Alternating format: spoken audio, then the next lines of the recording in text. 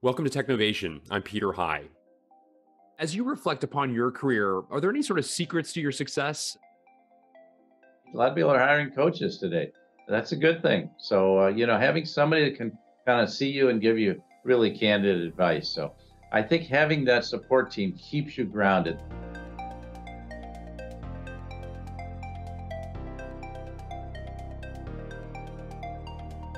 I've been intentional about having a coach that is external to any job that I've had, because I feel like then that person's sole focus is around me and my well-being. So how do I become better as a leader? You have to be clear about where you need to develop and take that responsibility. So many times, Peter, I have people say, you have a coach and you paid for that? And I'm like, yes, but we'll pay for a trainer when we want to lose weight. We'll pay for someone to do your hair or a stylist to find you the right outfits to wear.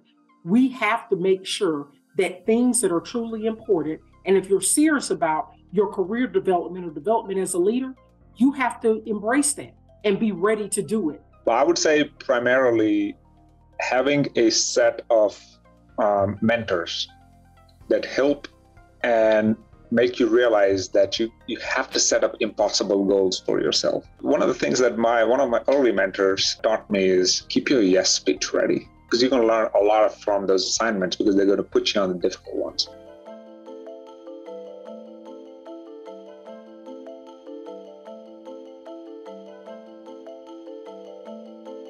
I heard about a phrase, jump and trust that the safety net will appear. I think what it for me means is just say yes to different things you're asked to do.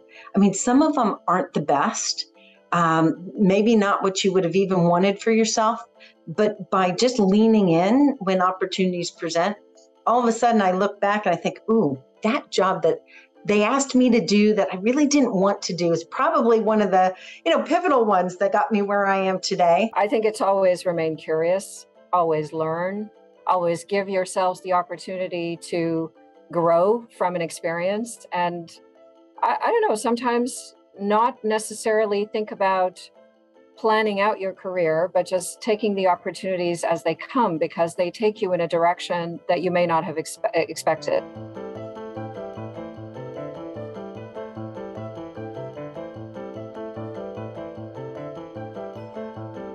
Being willing to listen, being willing to really ask questions, whatever questions that are on your mind. If there's something you don't understand, you're probably not the only one. And asking that question is probably going to help multiple people.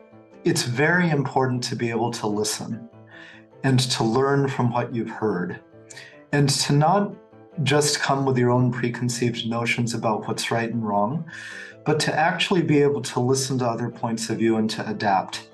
And to be able to maintain your point of view when you think you're right, and to be able to say, wow, I was totally wrong.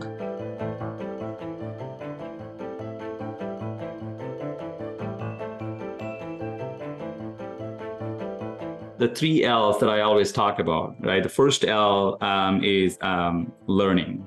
The second thing that helps a lot for me and that helped a lot that I talked about is listening. And then the third is leading while being accessible, which is the hard thing, as you grow in your career, large organizations form. How do you connect with every level so that you feel equally accessible? And obviously it's more easy to do now than before, but whether it's on Slack or Teams or whatever your medium of communication is, it's very easy now to be accessible. The biggest learning that I've had in my career, it's change. You always need a team that can embrace change and even thrive on change. You always need leaders that can help the team members through managing change, which is really challenging at times. And that's what makes in my opinion, a great leader, to understand their team, their organization, how they're willing and able to embrace and accept change.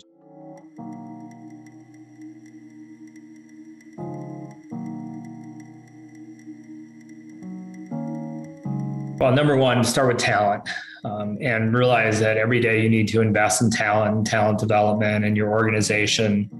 Learning and development matters, sense of mission matters, and I'm very proud to say that the thousands upon thousands of people that have been in my organization, 99% of them, if they saw me on one side of the street, would cross the street and say hello. If you don't create an environment by which they're going to develop and have joy and sense of purpose, you're going to struggle. Ultimately, 90% of my job is people. It's a lot of influencing. It's a lot of kind of getting on the same page, alignment, right? It's a lot of getting people energized and jazzed up about what they want to do and getting the excitement so they get bought in, making sure that they have accountability and ownership over what they're doing.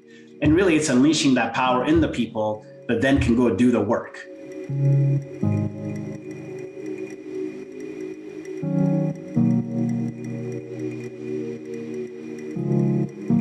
There's this idea, this story of a man walking down a street, and he sees a guy laying bricks, and he says, "What are you doing?" And he says, "Oh, I'm laying bricks." He walks a little farther along, encounters another man laying bricks, and he says, "Oh, what are you doing?" And he says, "Oh, I'm building this wall."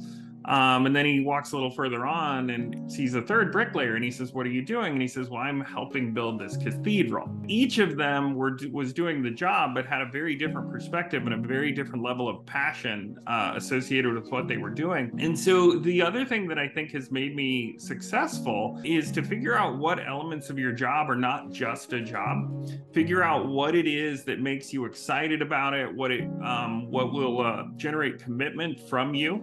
Look, you have to have a passion for whatever you're doing. I think people who are passionate, I don't know if whether you're an artist or an automobile mechanic or whatever, you can see the passion come through in their work product. If you get up too many days and you're not enjoying what you're doing, you probably should try to find something else to do because life's too short, right?